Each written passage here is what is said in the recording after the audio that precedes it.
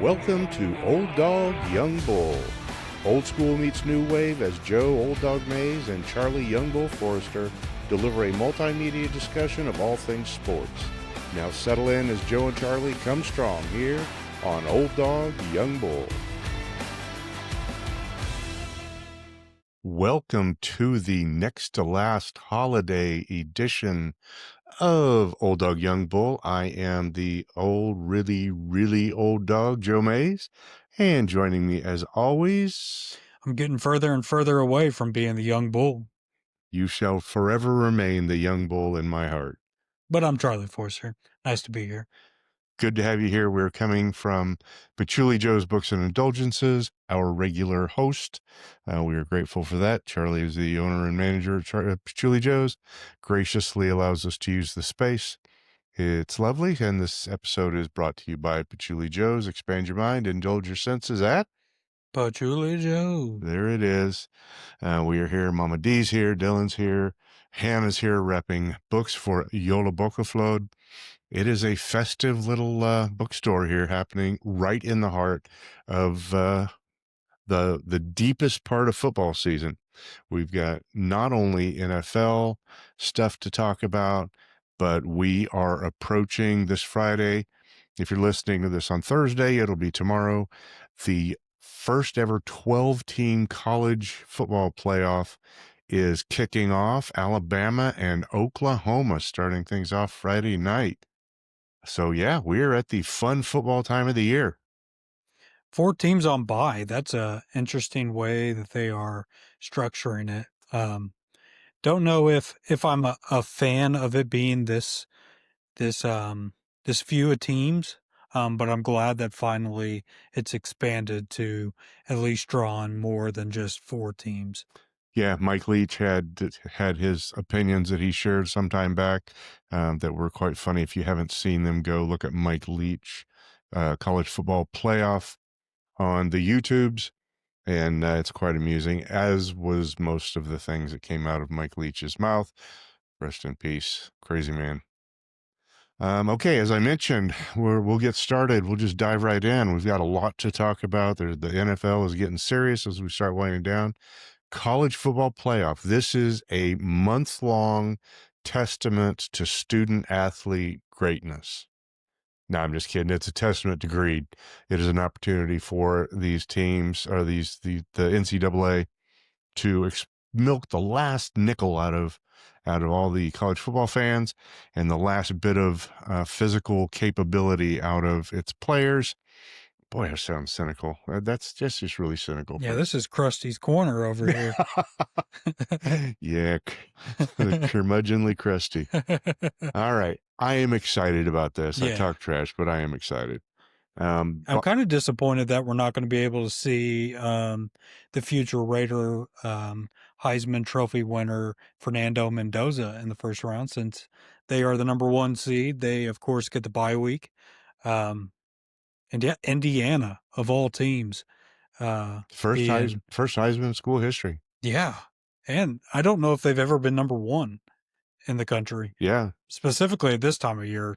I would be remiss to remember if Indiana had ever been in this position. But yeah, it's interesting to see them being in the 1 seed and being the Big Ten champion over Ohio State. Yeah, the buys this week, we have Indiana, Texas Tech coming in seeded number 4, Georgia seeded at 3, and the number 2 seed is the only professional Ohio football team that hasn't been eliminated from playoff contention. Damn. That is the Ohio State Buccaneer Eyes, or whatever the heck they are. And to be fair, in the state, that's the most loved team. So they definitely have a bigger draw than the Cleveland Browns and Cincinnati Bengals. Ohio State is kind of the sports team in that state. So yeah, kind of like Los Angeles is like that. They're a little bit more enthusiastic, but for the longest time, they were UCLA, USC. That's what drove football in Southern California. With the Rams and the Chargers, I'm not sure the Chargers have ever or will ever find a home in in Los Angeles, but yeah. So Ohio, Never should have left San Diego. 100% agreed with you. Um, but yeah, I agree with you that Oklahoma State is probably, or excuse me, Ohio State is probably the most beloved. And again, they are the only Ohio team still in playoff contention. We'll talk about that in a little bit. Going on. You want to make picks for the football bracket? We've got Sure. Oklahoma, Alabama kicking things off Friday at 7 p.m. Central Time. Who you thinking? Two teams with the most frustrating season. Oklahoma just can't score the ball. Incredible defense, but goodness gracious, is that offense abysmal. Of course, it's Brett Venables there, so you expect good defense to happen. Um, but Alabama is also one of those teams that could have potentially moved on from their coach Yep. if they would have seen their way out of the college football um, playoffs. Um, but I still think at the end of the day, you got to go with the Crimson Tide in this matchup. I just think offensively, if they're struggling to be able to score points within the SEC, going against an Alabama team, they're going to essentially deal with the same amount of struggles. So I got Alabama winning this first matchup. Yeah, I do too. I haven't seen enough come out of Norman to believe that they are going to be able to play with the SEC in the playoff. I didn't see it during the season. I'm not going to see it here against Alabama.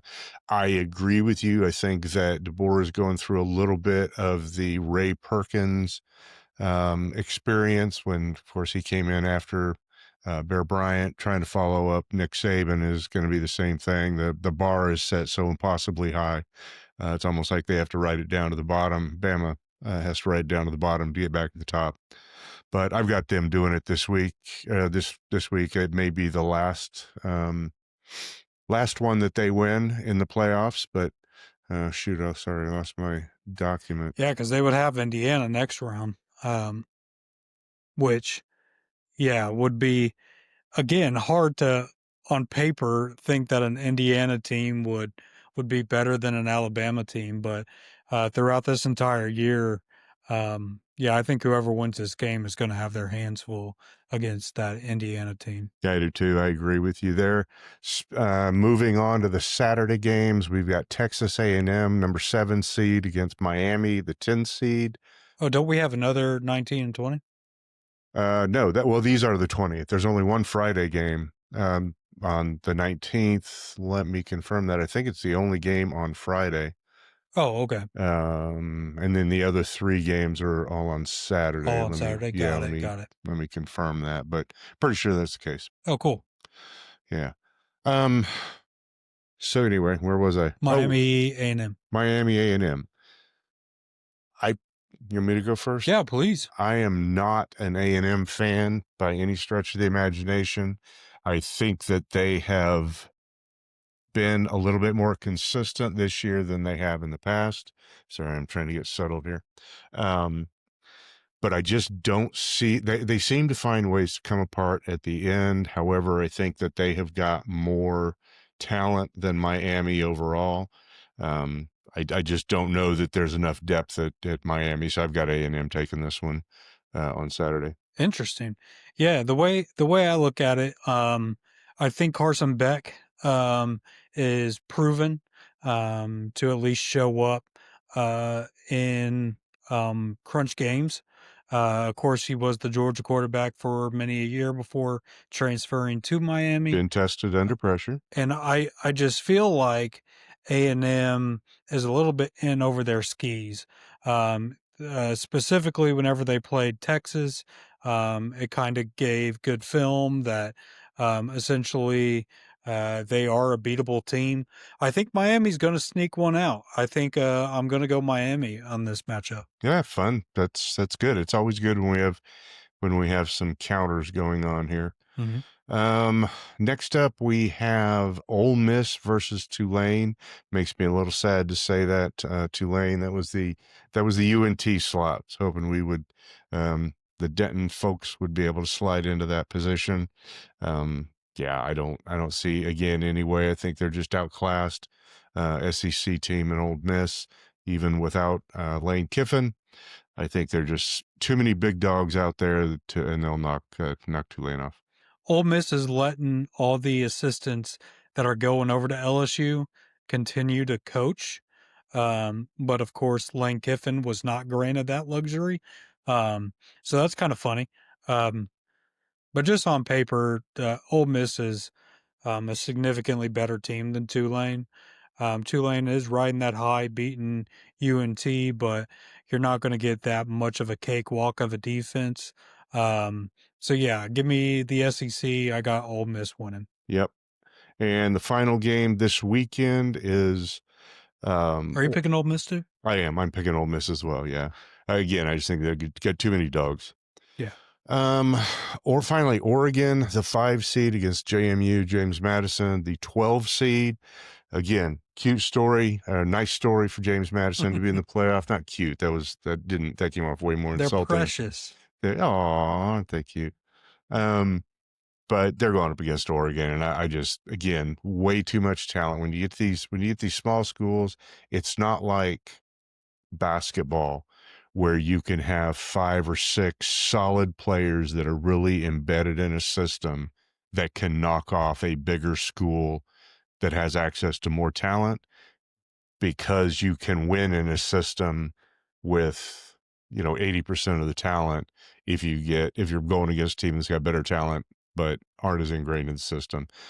You don't get that in football. There's just too much size, too much physicality, and I think Oregon's just going to be too much all the way around for JMU.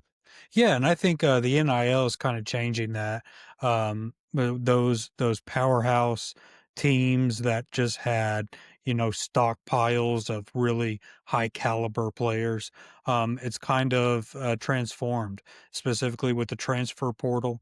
It kind of has unlocked teams to be able to get better players into their teams and not just sitting on illustrious teams waiting for their opportunities. It's more evenly spread out or getting more evenly spread It's out. moving in that direction for sure. Right. A big thing with Oregon, though, that I'm excited to see is this is another one of those top five potentially quarterbacks that's coming out in Dante Moore. So I'm really looking forward to seeing how he does in big moments. I don't know if necessarily going against James Madison is a big moment, but with Dan Lanning and company in Oregon, I'm very excited to see how much of a run they can get on just because Dan Lanning is just one of those coaches, in my opinion, that you just want to root for. He's just such a energetic coach. Needless to say, I'm picking Oregon. It's just I feel like your point. They just got a significant better team and a lot of NFL caliber players on that roster too. Yeah, and the one thing that I think we may see this weekend, and this could be the one. I don't think, for example, that A&M is going to overlook Miami. I don't really think that Ole Miss and Tulane are in the same class talent wise. Again, to your point, I think the NIL has given other smaller schools the opportunity to move in that direction. They're just not there yet. If there were to be a trap game, an overlooked game, this is the one that I could see it Ooh, happening okay. in with Old Miss or with Oregon and JMU. I don't see that happening. But if there was, I could see, for example, Oregon coming out a little flat to open the game. But I think by the end of the second quarter, third quarter, they're going to be hitting on all gears and it's going to, Moore is going to just have them elevated. So yeah, I've got Oregon as well. Yeah, and I feel like, to your point with the trap game, I kind of feel like that's the same way Tulane, Ole Miss is. How is that locker room handling the loss of Lane Kiffin? Hmm. Um, because of course he was the one that recruited him there, and it's not like Lane left in a gracious fashion. So He never is does. that's true. He That's true. never he never leaves smooth. But you wonder if the locker room's gonna be affected by that. Yeah. And it's not like there's been, that much turmoil with the Tulane. So is Ole Miss essentially gonna be too distracted, in this matchup? That's just something to keep an eye on for. I don't think I can put my money on Tulane, but that's just one where I think, ooh, if there's a team that maybe is going to come out struggling, is that potentially going to be a distracted Ole Miss? But yeah, I'm interested to see James Madison, Oregon too. Yeah, Pete Golding, he will have his hands full making sure that that doesn't happen as the is he the interim? Yeah, Yeah, yeah. and have they named him I moving forward? think Is he still just interim? yeah, Uh, they're saying he's the new permanent head coach. oh, okay. So, um So yeah, maybe this yeah. is a good test run. See how he does. I mean, shoot, if he loses to Tulane, Ole Miss is one of them teams that it's gonna be a hot fire throughout that offseason. Maybe one of the shortest tenures of coaching tenures in SEC history. Yeah, the Rich Pisaccia of college football. Yeah, but you had to go to Rich Bisaccia, didn't you? Hey, love me some Rich Pisaccia, but Yeah. man, oh man, did Uh, that man's audition only last a millisecond. Last time we sniffed the playoffs was under Rich. So, Yeah. all right. Second round, of course, will be the week of New Year's, December 31st, January 1st. The finals are January 8th and 9th. In the Fiesta Bowl and the Peach Bowl, one in Arizona, one in Georgia, across the country. And then the Natty is January 19th, exactly 1 month after the first playoff game at Hard Rock Stadium in Miami Gardens. What's the best bowl? I'm biased. I'm going to say I'm biased. I grew up with the Rose Bowl being the Big Ten and the Pac 10. Well, actually, when I grew up, it was the Big Ten and the Pac 8. This was before Arizona and Arizona State joined the Pac-10, which later, of course, became the Pac-12. So I grew up with the Rose Bowl being the granddaddy of them all, as they call it. So because of that, to see UCLA, USC in the Big Ten now, it just feels like they won the great Rose Bowl and destroyed it. And yeah, so I'm How kind of can you heartbroken. beat Pasadena? Yeah, You know? Yeah, it's so iconic too, just having the mountains behind it, and so many big games have been played there. Um, and the weather is yeah, 10 out of 10. that was Bill Simmons had a theory that every Super Bowl should only ever be played in Miami, New Orleans, Los Angeles. And there was one other location, but they were all warm weather. Only one of four. New Orleans. Did I say New Orleans? Oh, Yeah, yeah, yeah. Miami, New Orleans, Los Angeles. I can't remember where the fourth Now, location New was. Orleans is a Sugar Bowl, right? Yep. The New Yeah. Orleans is a Sugar Bowl. Yeah, and that one's 10 out of 10. Of course, my biasy, also shows with the Cotton Bowl, Yeah, um, sure. but I don't know, the game that I've always had an eye on as a kid was always the Fiesta Bowl, but it's never like, a great venue, you're chilling in Arizona normally, Maybe that's what it was. Maybe that was the fourth location is Phoenix. as Phoenix, Yeah, yeah. and see, growing up, the big bowls were rose, orange, cotton, and sugar. Those were the New Year's Day bowls. Peach Fiesta is big too down in Atlanta. peach was peach was like oh god, what was there was citrus peach bowl, Oh, citrus bowl. yeah. Those were the second tier games, and love me some Steve Spurrier, his classic line talking about University of Tennessee, and he was from Tennessee. He was from East Tennessee. I Uh, always thought he was Florida, just, I guess, because of his rivalry with Florida well, is how He I've won the always Heisman at associated. Florida, and but yeah, his line that you can't spell citrus without UT Oh, yeah. was just, I mean, that's like, and he was also the free shoes you guy for Florida State. Yeah. He had a power to get under the skin of his opponents, unlike anybody else. So, but yeah, the Peach Bowl, the Citrus Bowl, those were sort of the second tier bowls to me. The big four, and then the big five. Like I said, I remember when the Fiesta came, sort of got elevated when they started getting the huge sponsorship dollars. But in my mind, the big four will always be orange, sugar, cotton, and rose. Those were the Cotton Bowl was the first bowl game of the day. Orange was generally later in the day. So yeah, You haven't lived if you haven't seen the hook and ladder in the Fiesta Bowl with Boise State and Oklahoma back in the day. Oh yeah. Um, Incredible finish.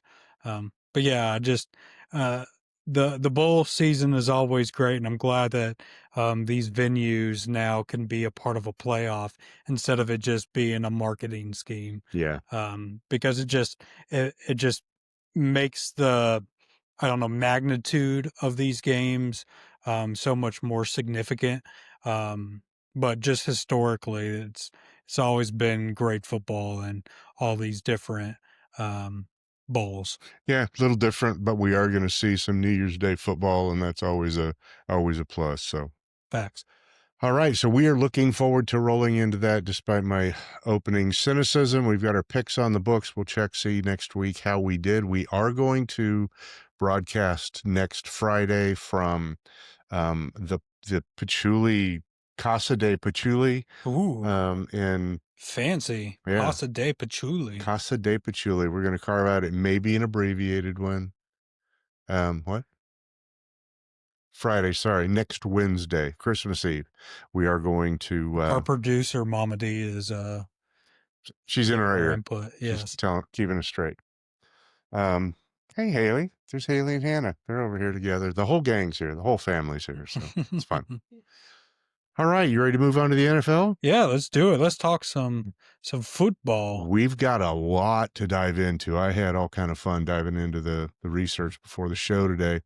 Our picks last week, we went better. I think your playing of an IDC card last week, chef's kiss. You did it perfectly.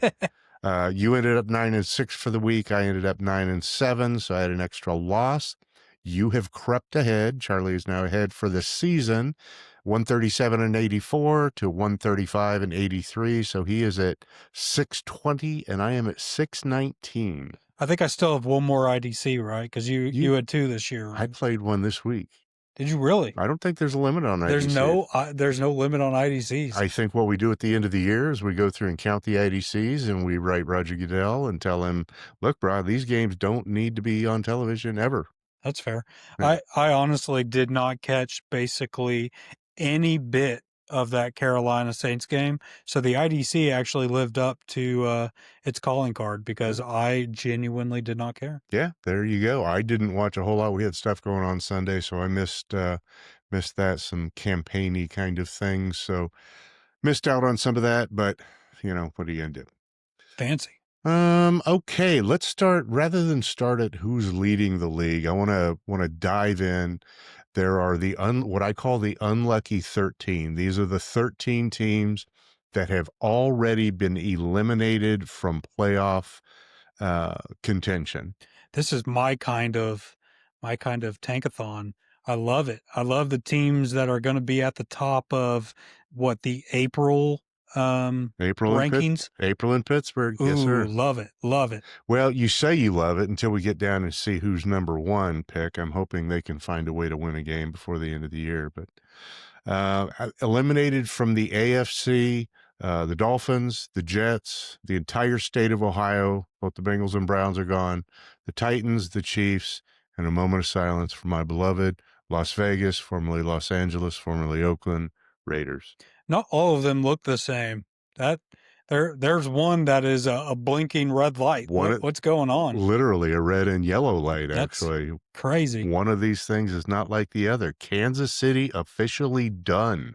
Muhammad Ali has fallen. Yes, he has. Buster Douglas has knocked out Mike Tyson, and Patrick Mahomes is now targeting week 1 for his comeback from the ACL. I remember Brady had hit when he tore his ACL, came back the following year, was a little flat. Took him a couple years before he was fully back. We'll say Mahomes is a lot more mobile a quarterback than Brady was. So it will be interesting. He had his ACL and LCL repaired the day after the injury. So he is back, not back on his feet, but he's on the mend, starting the process. And from experience, I can tell you when you get an ACL repair or an ACL replacement, not a knee replacement, an ACL replacement, the rehab starts right away. And now it's gonna be interesting to see how he evolves. I never wanna be one to look at somebody's physique, but Tom Brady lasted a long time in the league because he changed his diet, and if you are coming back from a significant knee injury, it's gonna be interesting to see how seriously he takes his body, moving into, the later half of his career. Yeah, and you look at a quarterback, a comp, and I know this is probably a stretch, and I don't mean this is a one for one comp, but a similar style of quarterback um, ran more RPOs than Mahomes did, but relied on his feet, and that's Marcus Mariota. And Mm. as I'm looking at Marcus Mariota later in his career, much more pocket, much more of a calm pocket presence. He looks more like Joe Flacco now than he ever did. And the question is Mahomes going to be able to make that adjustment? The Chiefs need a whole lot of offensive line help. My guess is that they are going to be needing a tight end after this season, and the possibility of doing a one for one, just a straight up replacement of future Hall of Famer Travis Kelsey isn't going to happen. So, still, it's like you said, it's a little jarring to see the Chiefs on that already eliminated list with 3 games to go. Crazy. Yeah. Moving into the NFC, the Commanders and Giants, the AFC East is thinning out. The Vikings are out. Falcons, Saints from the South are both out. Falcons really disappointing year to me. I expected more from them. Frankly, I expected less of the Saints than we're seeing. But Kellen Moore's doing some things down in New Orleans that bode well for the future. And then the Arizona Cardinals. I've said all year I did not buy into the hype. I did not believe there was much there in Arizona, and yeah, they're gone early. Tyler's playing Call of Duty and or whatever he plays, and on they go. Yeah, yeah. Yeah, There's not really many surprises with the NFC. I think the ones that pop out to me is the Vikings, of course. yeah. A little bit uh, of expectations moving into the McCarthy era. I think that kind of is kind of sunk their ship. Commanders, of course, coming from an NFC championship game to being eliminated already, but A lot golly, of the injuries in injuries Washington. Yeah. were crazy. And then just the amount of close games they won last year. Hmm. You definitely saw the regression more this year, just not winning those tight affairs. And then, of course, the Falcons, like you mentioned. Yeah, just the Falcons, they got a quarterback problem, and I love Michael Penix, but I don't know if he's the solution. And it's just hard. And I know one of your favorite players of all time fits this category and maybe is the outlier, but it's hard to build your team around a left-handed quarterback. Sure. You look at what's happening with Miami, you look at, what happened with Atlanta. There's just something about a left-hander that comes in and just you don't get that great a quarterback play, at least consistent quarterback play. And maybe it's not necessarily the quarterback, but more the pass catchers that don't know how to react to the ball spinning in the opposite way. So Yeah, and of course Miami will not have a left-handed quarterback this weekend. Tua Tagovailoa has been benched in exchange for seventh round draft pick Quinn Ewers from Texas. So yeah, Tua's going to get to watch the game left-handedly from the bench this week. and I think that more signifies maybe the Dolphins aren't done with McDaniel. Um, because if they were full fledged in on their franchise quarterback, they would not let a coach that's about to be fired in a couple weeks just automatically pull him from playing. But maybe they're attached to each other. Maybe it's McDaniel and Tua that are both going to be out. But this definitely kind of signals that Miami is moving on from Tua at some point. Well, and they have been eliminated from the playoffs. Frankly, I think it's a smart move by McDonald for them to see what they have on the bench, get these guys out there as they go into the off season, looking forward. What are their options? Where do they got holes? And so I think playing yours is a good idea. Frankly, I think, but they know what they have in Tua. Miami fans, you thought your heads were going to roll with Tua. Goodness gracious, whenever you see Quinn Ewers step onto a football field, there are moments where it's like, ooh, this guy knows how to play. Then there are moments like this guy probably couldn't play for the CFL. Yeah. So that experience is going to start. There's a reason he was the seventh round pick, and yeah, it's uh, it's a different day in Miami. Yeah, and so unfortunately, as we roll down the play or the draft order as things stand today, and again, as you said in the AFC, those eliminated, there was one of these things is not like the other. That's really going to jump off the page when we look at the top 10 uh, Ooh, okay. draft order. Number one is the Giants, Oh, which I don't think either of us are happy about. why? Um, Why are they number 1? there are three 2-12 teams: the Titans, the Giants, and of course my beloved Raiders. Raiders are sitting two, but yeah, they lost all the tiebreakers apparently, Crazy. and are sitting there at the number one pick. Raiders 2, Titans 3. Those are you 2-12s. Then you've got 3-11 teams: Browns, Jets, Cardinals. No surprises there. 4-10 Commanders is a bit of a surprise. 4-10 Saints, 4-10 Bengals, not so much. And then the number 10 team. I don't know. 4-10 Bengals is kind of a surprise to me. Yeah, that is. I would not have expected that at the beginning of the year because, of course, the injury to Joe Burrow, tremendous impact on that team. But yeah, number 10, though, it is a pick from the Atlanta Falcons. The 11-3 Los Angeles Rams are in the top 10 of the upcoming draft right now. How's James Pierce doing? Wow. Was he worth it? Yeah, Was exactly. James Pierce worth it? Because now you have essentially one of the Super Bowl favorites sitting in the top 10. Yeah, they have clinched. The Rams have clinched. They are the top seed in the NFC right now. And they're sitting in the top 10. Yeah, Sean McVay has got to be grinning ear to ear in SoFi right now.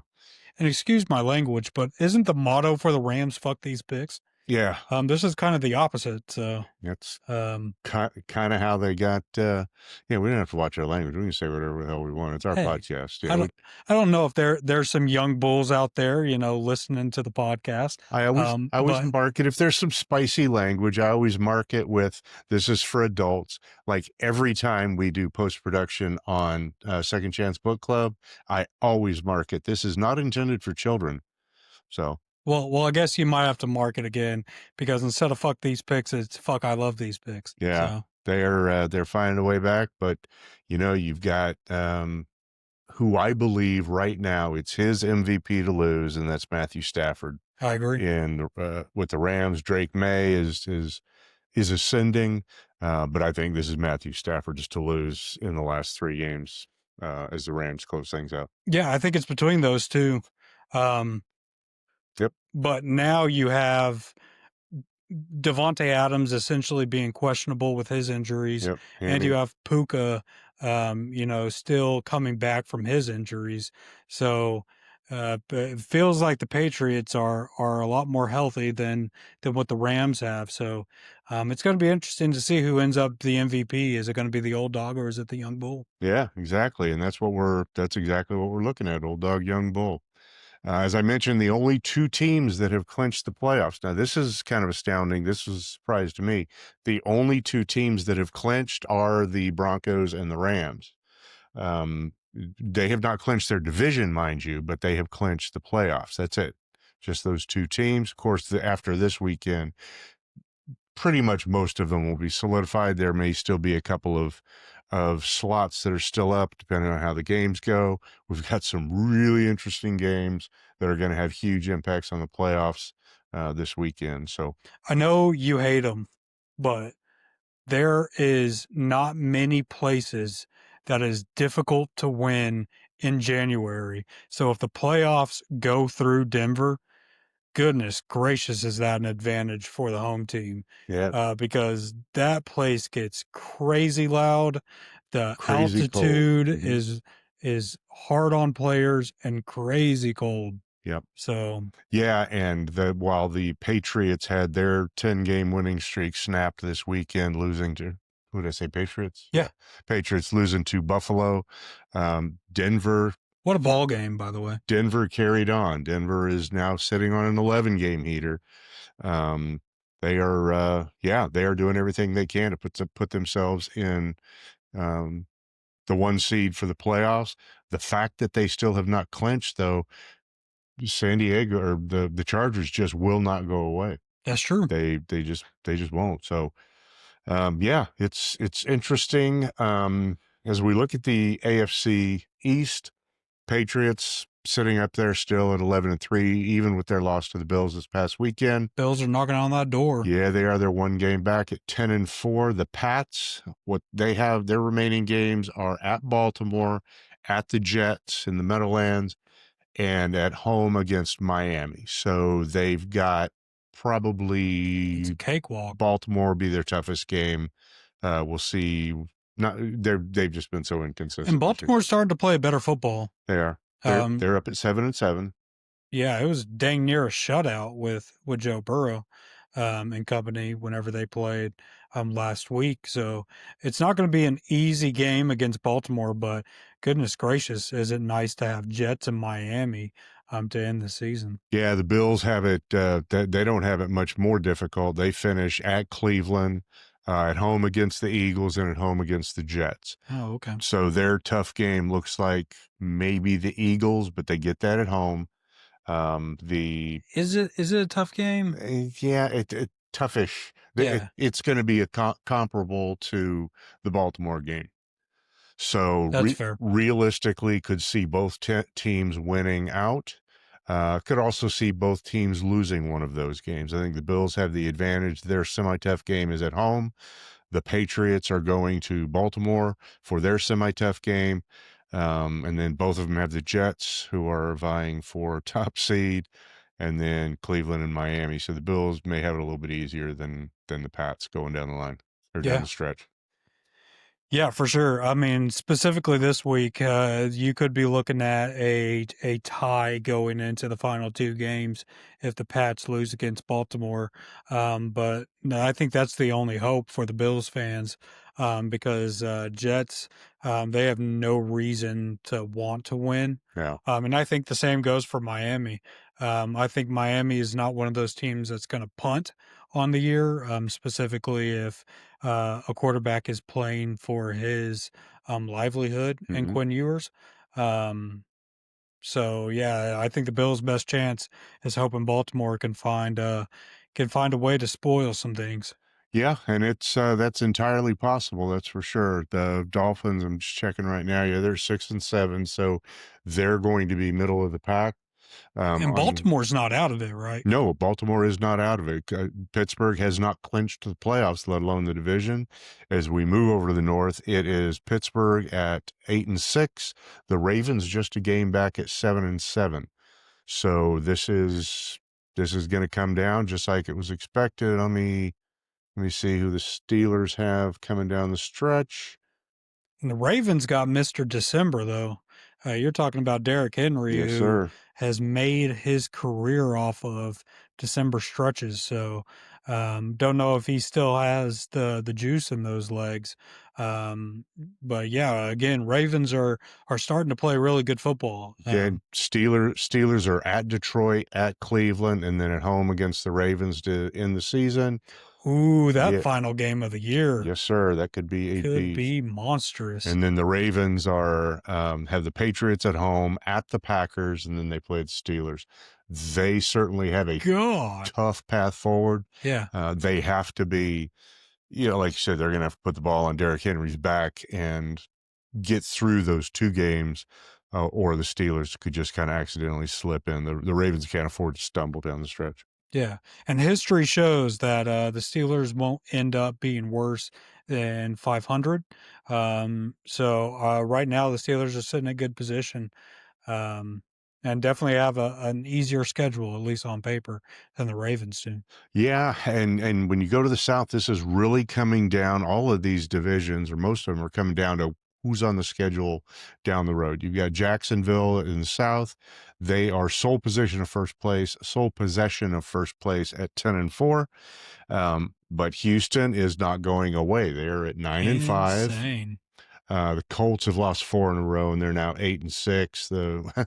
We got to experience the Philip Rivers experience this weekend. A lot of dead gummits, and yeah, he came back and actually lived to tell about it. So Yeah, it didn't look as bad. I yeah, was completely shocked. 5 days of practice after being retired for 5 years.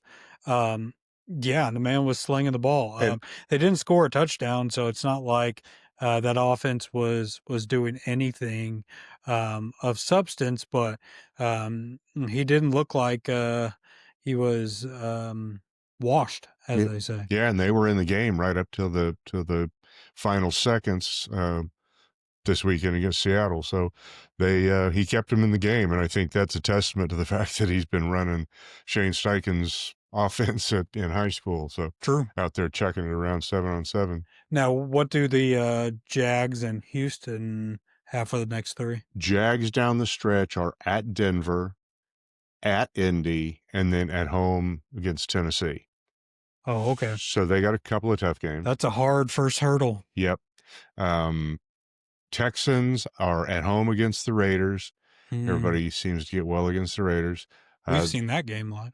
Yeah, yeah, that's right. That was the game we went to. Yeah.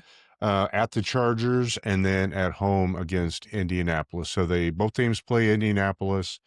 Um, That sucks for Indianapolis. yeah, exactly. Because these teams are both going to be playing for their playoff future. The Texans get the Raiders, and the Jaguars get the Titans. So that's sort of gimmies. And then you've got Texans have the Chargers, and the Jags are at Denver. So looks like maybe the Jags. This could come down to the final week. This could come down to a tie, come down to the tiebreakers.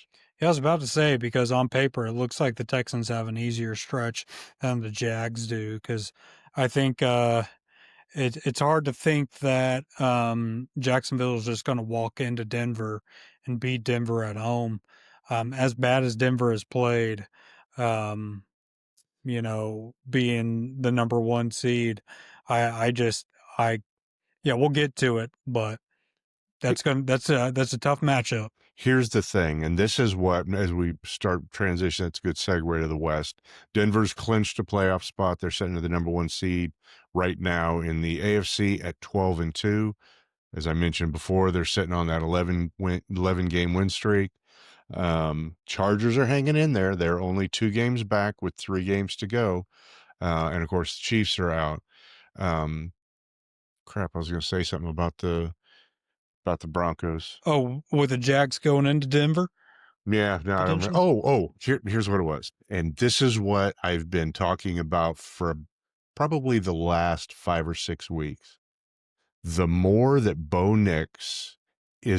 more that the Broncos are able to navigate and keep winning while Bo Nix is maturing and growing under Sean Payton, the more dangerous that is for the rest of the NFL. Hmm. And if you look at last week's tape, Bo Nix looked like he was fully in command of that game for 4 quarters. There was it's almost like the light has gone on with him. Well, it's Oregon Bo Nix. Yeah, but it's exactly what I was afraid of. I was afraid that this is what was going to happen, that as long as they could keep winning, which they have, while Bo was sort of making that adjustment instead of getting Auburn Bo and boot and rally in the fourth quarter. Buddy's the biggest Jekyll and Hyde quarterback in the National Football League. We're gonna find out if he has made that jump under Sean Payton. I'm afraid he has, and that hurts my heart as That's a fair. devout donkey hater. That's fair. So anyway, that's kind of what it's looking like in the AFC. Yeah. Yeah. And it's definitely Denver's conference to lose. And I honestly cannot believe I'm saying that. Yeah, let me take a quick look at how they finish out. They are, let's see, final three. They are at home versus the Jaguars, on the road in Arrowhead against Chiefs, and then at home against the Chargers. So they've got That's still a tough stretch. that's not an easy stretch, and they're going to get the team that's nipping at their heels, the final game of the season. Of course, that one's listed as a TBD because the TV folks want to make sure that if that's a game for the AFC, you know, one seed, that they can pick it up. Can't convince me that that's a better game than Baltimore Pittsburgh though. Yeah, here's the Chargers, how they finish out. They're in Dallas this weekend in Arlington. They are at home against the Texans, and then they finish up at Denver. So they've got maybe neither one of them have an easy schedule coming Yeah, out. 100%. They're going to come out with bruises and battle going into that last game. Um, 2 game lead with 3 to go. That Chargers would have to depend upon Denver losing 2 going into that last game, lose their next 2 for them to be able to come in, and that's assuming Chargers don't lose. Um, yeah, they're only 2 games down, but they've got a big hill to climb for them to be able to take out Denver. Yeah, I still think it's Denver's conference to lose. Yeah, I agree. I think they have their fate in their hands, and it's if they are going to be the number 1 seed in the AFC, then they should be able to take these last few games and walk them home. Can't lose to Minshew Mania. That's it. Absolutely. All right. In the NFC, the East, of course, the Eagles got healthy against a woeful Raiders squad. After a 3 game losing streak, they're now sitting at 6-5, or excuse me, 9-5. I don't know if I trust if it's healthy, but Well, they got healthy on paper that's fair. comparison, and they broke their 3 game losing streak. Really, is what I'm saying. And the Cowboys have had every opportunity. They just can't seem to get out of their own way, and they're sitting at 6-7. Is they meaning Matt Eberflus? Yeah, I know.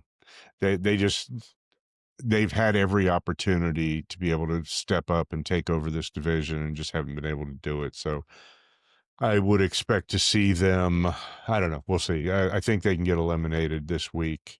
Um, In my mind, they're already eliminated. You got a 1% chance.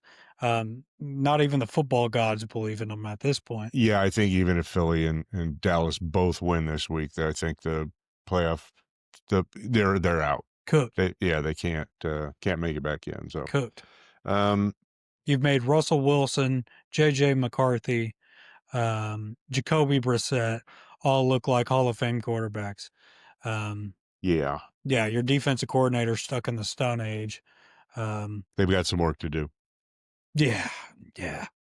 In the North, this has been way more fun than I expected. I did not expect Chicago to be ready this quickly, but Ben Johnson has got them doing their job. This has been a back and forth, and the back and forth continues. The Bears are now in first at 10-4. As we get down to the playoff seedings, the only change in the NFC was last week. The Packers were 2 seed. Excuse me, and the Bears were the 7 seed. This week they flipped. So it's back and forth. Again, neither has clinched a playoff spot, neither has clinched the division. But it's also gonna come down. Last week's the Packers lost to Denver, knocked them down to 9-4-1. The Packers Bears game this week is gonna be monstrous. Yep. And the Lions are on life support at 8-6. Yeah. Okay, Tampa and Carolina, neither team seems capable or interested in taking control of this division. Baker Mayfield, the Baker mania that sort of kept Tampa Bay going when they were going through all the injuries they had. Teams have adjusted, keep him in the pocket, and he's just got nothing to do with the ball. It's not on him; it's on the team around him, and so they just, I don't know that they've got enough gas to get to the finish line. Carolina may accidentally win this division, but neither team seems interested or willing, interested in or willing to take control of it. Bucks are lost 2 in a row. Panthers lost last week, so And of course, Falcons and Saints are just sitting at home. Capped. Finally, the absolute hairball. The Rams have clinched at 11-3, clinched playoffs, but they've not clinched the division. The Seahawks also at 11-3, and the 49ers are in the sixth. They round out the threesome in the playoff bracket. The 49ers are in the sixth spot at 10-4, only a game behind. This is going to come down. This is going to be a zoo out west. Yeah, 110%. Is this the best Thursday night football game we've ever had? 100%. And this is one of my games of the week. Oh, 100%. Got a couple of them. Yeah, Good news for the Rams. Of course, they're at Seattle this week. Very, very loud Seattle. Then they are at Atlanta and at home to finish the season against the Cardinals. The Seahawks are at home against the Rams.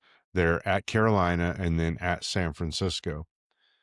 Then the 49ers bear with, the 49ers are at the Colts, at home versus the Bears, and then at home versus the Seahawks.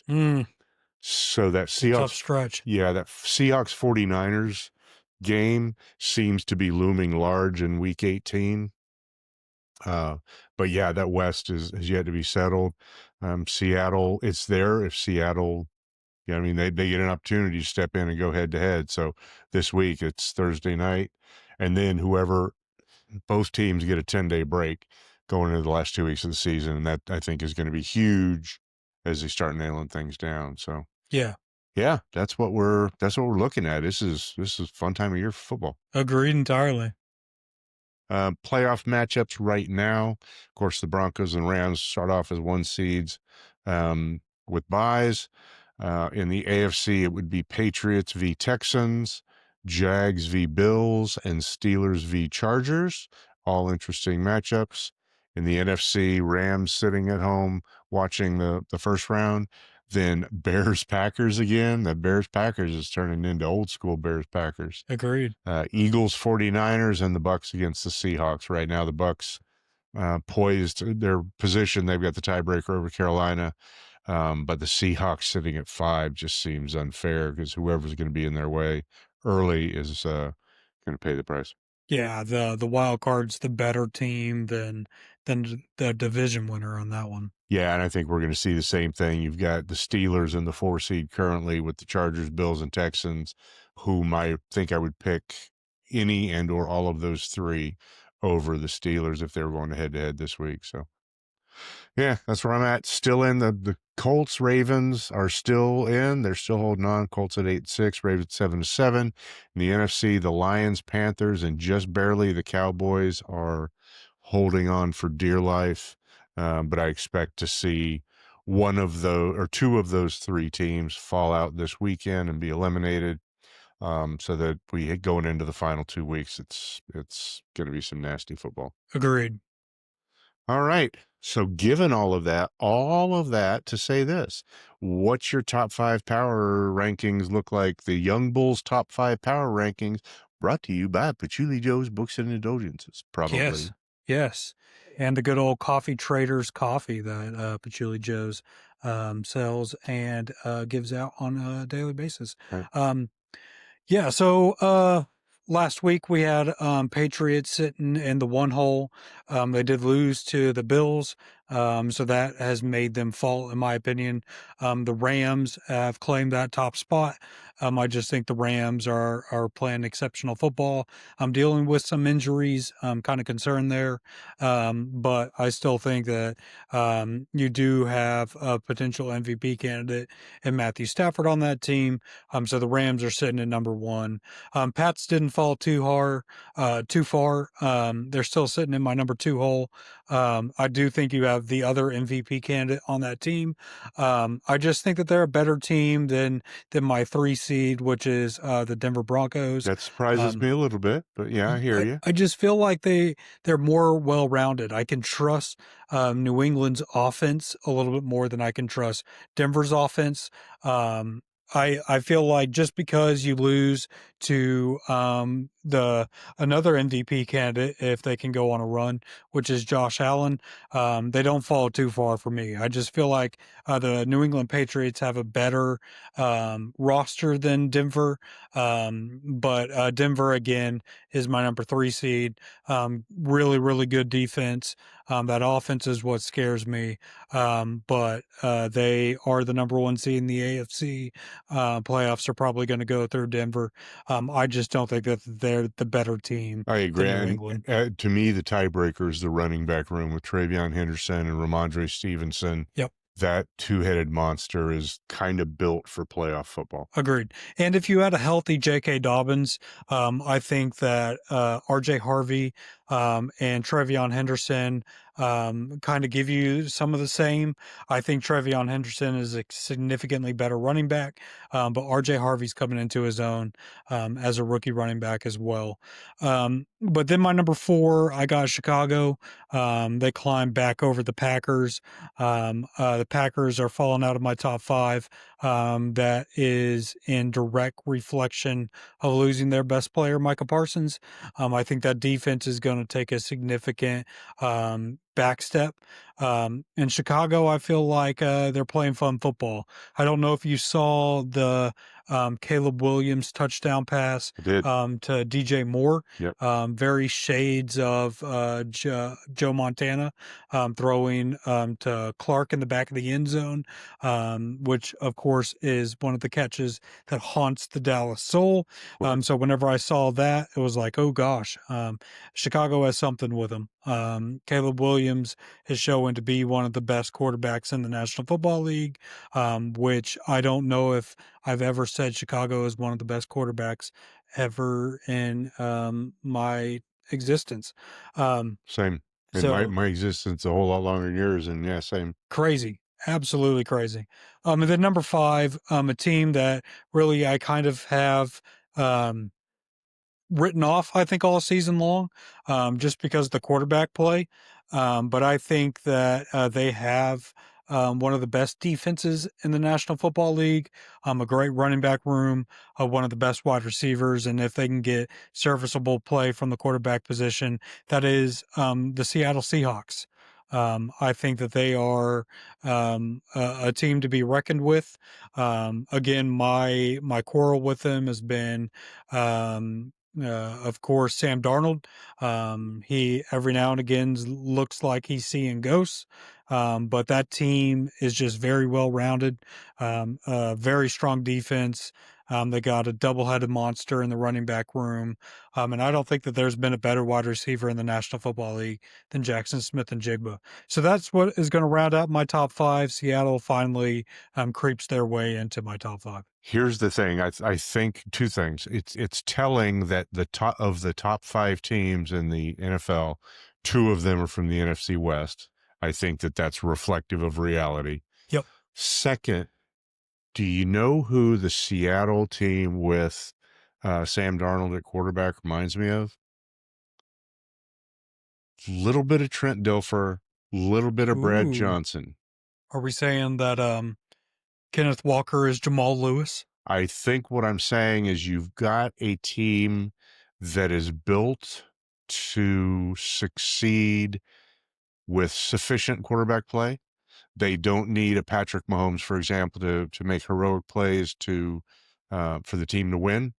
I think that it's a system like you mentioned, the two-headed monster at running back. Their wide receivers are obviously with in Jigba, you've got one of the top three in the NFL, maybe I agree. top five, certainly. Yep. Um, their defense is a beast. I think you've got a team that is uh, built to succeed with sufficient quarterback play. I think Sam Darnold's been sufficient. I think Minnesota is feeling just how sufficient Sam Darnold was last year and feeling the pain of having to bring a new quarterback in from the ground up in J.J. McCarthy. So, yeah, that's kind of who Seattle reminds me of. I'm glad to see them finally crack your young bull top five power rankings. I will say though, Minnesota got to deal with Darnold experience in the playoffs. So these big games Well, yeah, is where I get a little bit concerned of having Sam Darnold, but um, yeah, yeah, they deserve to be in a top five. Definitely one of the best defenses in the game.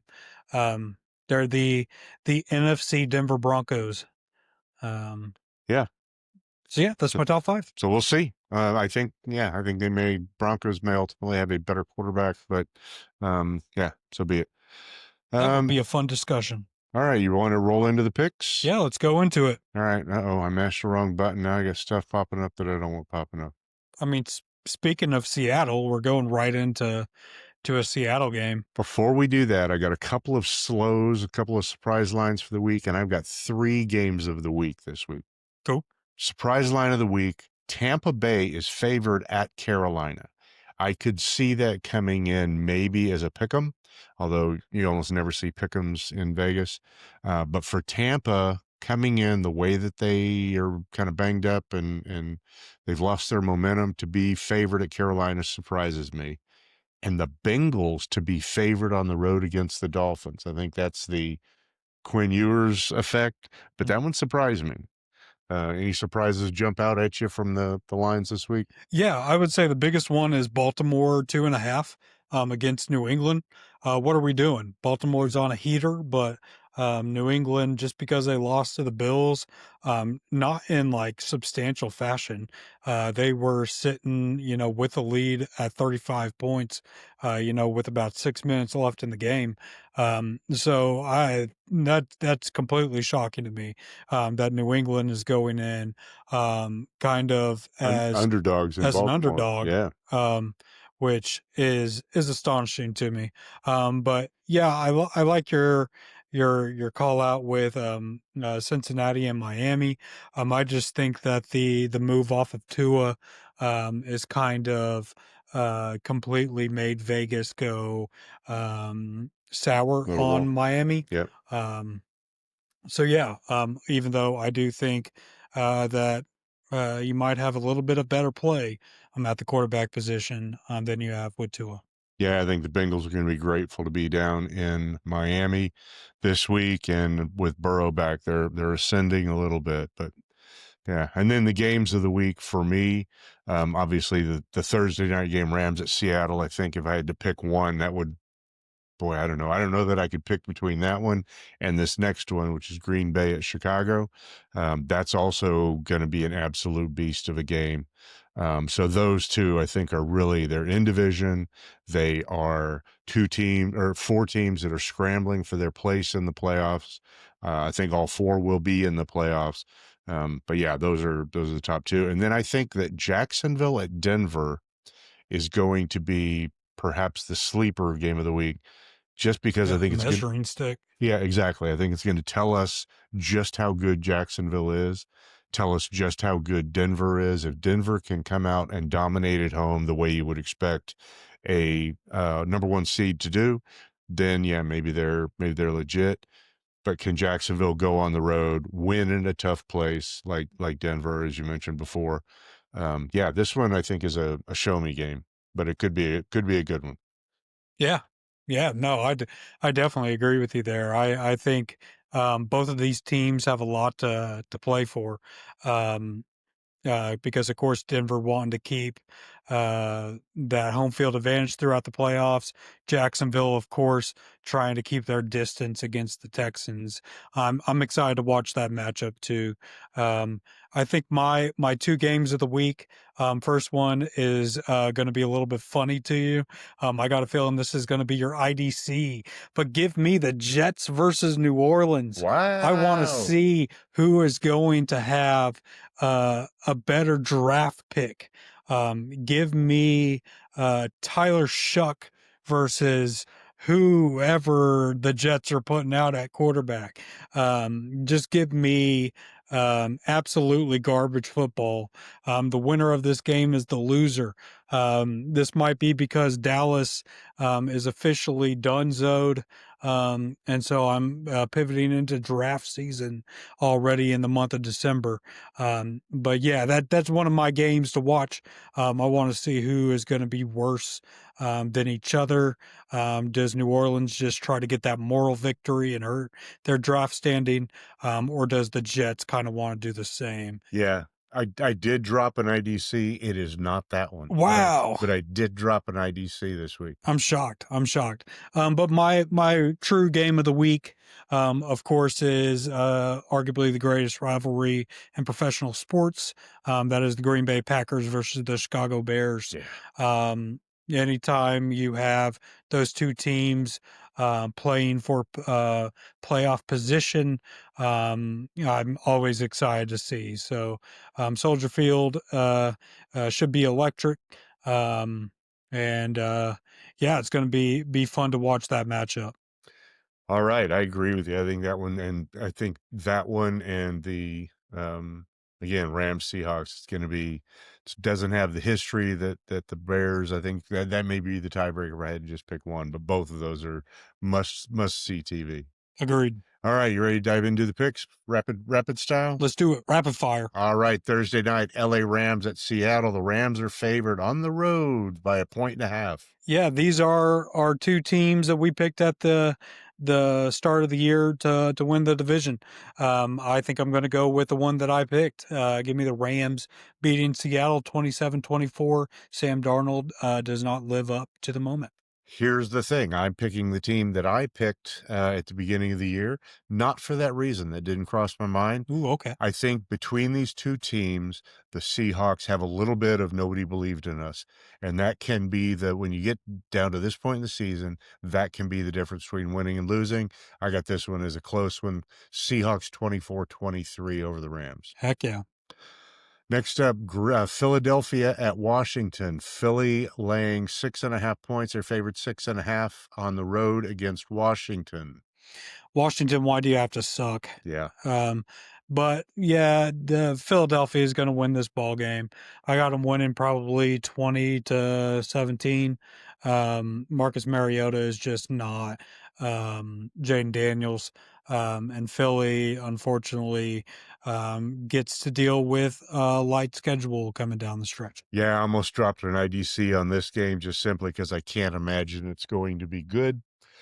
So I have got I've got the Eagles winning this one too in a close and really boring game, 24-17. Heck yeah. Next up, the game of the week, Green Bay at Chicago. The Packers at Bears. Green Bay favored on the road by 1.5. Little surprising. I've got the Bears taking this at home, 27-21. What you thinking? Yeah, I got much of the same. I think the Bears finally figure out a way to beat Green Bay. It's been a long time coming for Chicago to be the top of the NFC North. I think Green Bay will be riding into the game with extreme confidence. They always know how to beat this Chicago Bears team. I just really feel like this is going to be one of those who has the better coach. And I think that right now, Ben Johnson, it's hard to not think he's a better coach than Green Bay. So give me Chicago 31-27. Here's the thing. What I think is the difference in this game, and I absolutely would not have said this at the beginning of the year, I believe the difference is going to be quarterback. I believe Caleb Williams has surpassed Jordan Love in terms of command of the offense. I think Ben Johnson has done a tremendous job with Caleb Williams. I was never a big Jordan Love fan, but I think Jordan Love's fine. I think Caleb Williams could be dynamic and a difference maker, and I think that's going to be the difference this week. Next up, we've got the Chargers coming to Arlington, playing at AT&T against the Cowboys. Dallas favored by 2.5 points at home. Yeah, that's kind of surprising. But there's one thing about Dallas is they'll never quit. They always get a worse draft pick because they decide to actually care. I think it's going to be much of the same. Give me Dallas 31-28. I've got the Chargers playing for their playoff life. I think the Dallas by this point will they know that they're on life support at this point for the season. I've got the Chargers taking this one in Dallas 34-24. Next up, almost again, there are a lot of almost IDCs this week. We've got Minnesota traveling to the Meadowlands to take on the Giants. Minnesota favored by 2.5 on the road. Please, I would love to see the Giants win this game and have the Raiders slide into that number one overall draft pick. Yeah, I agree entirely. But what does the Giants have that will be able to stop Minnesota? Yeah. I just feel like Minnesota, unfortunately, might have found some things that they can ride on versus that Matt Eberflus garbage defense. I think the Giants. At this point, kind of want to lose more than they want to win. With that being said, I got Minnesota winning 24-16. I've got Minnesota winning this one as well, 31-14, as much as I would like to see the Giants. All right, next up, the Bills going to Cleveland to take on the Browns. Buffalo is favored by 10.5 in Cleveland. Yeah, will Miles Garrett get the sack record? It's going to be hard to sack Josh Allen though. That's a quarterback that doesn't really like to go down. Buffalo is going to just run away with this game, 40-10. Yeah, I think so too. I think it's going to be 31-17, Buffalo taking it home. Next up, one of your LK low key games of the week, the Jets at New Orleans. New Orleans favored by 4.5 points at home. Yeah, just the better team's going to win. It's going to be New Orleans. The Jets, they're kind of punting on the year. Tyler Shuck, they might have found something in. Yeah, So give me 20-10. I agree. I got the Saints taking the 17-13 in a close one at home, but I think it won't look that close. Next up, Tampa Bay at Carolina for control of the NFC South. Yeah. Tampa's favored by 3. Yeah, I think Tampa Bay is going to win this game. Mike Evans is officially back. That defense is atrocious, but Carolina I just can't trust. So I got Tampa Bay winning 27-20. Yeah, I've got Tampa taking this too, 28-24. Too many pieces are coming back for Tampa, and it may be just in time for them to redeem their season and go into the playoffs with a little bit of momentum, but we'll see. I haven't seen that on the field yet the past few games. Next up, Cincinnati. The Bengals going to Miami to take on the Tua-less Dolphins. Cincinnati favored by 4.5 in Miami. Two of the hottest coaching seats in the National Football League, Zach Taylor and Mike McDaniel. Give me Cincinnati. Just, I feel like Miami is punted on the year. I don't think Cincinnati is punted yet, even though they probably should have. But Joe Burrow probably should have T. Higgins back, which whenever it's T. Higgins and Jamar Chase on the same field, the offense looks a lot better. So give me Cincinnati 31-20. I picked this one before before I saw that Tua was on the bench, but I stand by it. I've got Dolphins winning this at home 21-17. Wow. And Zach Taylor probably should stay in Miami. There you go. Next up, Kansas City at Tennessee. Kansas City favored for some reason by 3.5, I guess. Yeah. Kansas City's favored by 3.5. The Gardner Minshew led Chiefs. Yeah, Gardner Minshew's not good. Yeah. I think Tell me about it. this is going to be a pretty substantial win for Cam Ward. I think he can finally put his hat on a game where he feels like he's beat a pretty quality team, even though it's without Patrick Mahomes. Give me Tennessee winning 27-24. Yep, I got the Titans winning this one at home as well, 24-21. Next up, Jacksonville, Denver, a game we're looking forward to. Denver favored by 3 points at home. Yeah, I really, really, really wanted to go Jacksonville. It's just really hard to win football games in December in Denver, specifically whenever you're coming from a place like Jacksonville. So give me Denver winning 24-20. Yep, I've got Denver taking us 28-17 as well. Next up, and we're rushing because we got a book club coming in behind us. Atlanta at Arizona. Atlanta favored by 2.5. Yeah, we got Kirk Cousins finally coming back and showing he can still play, I guess.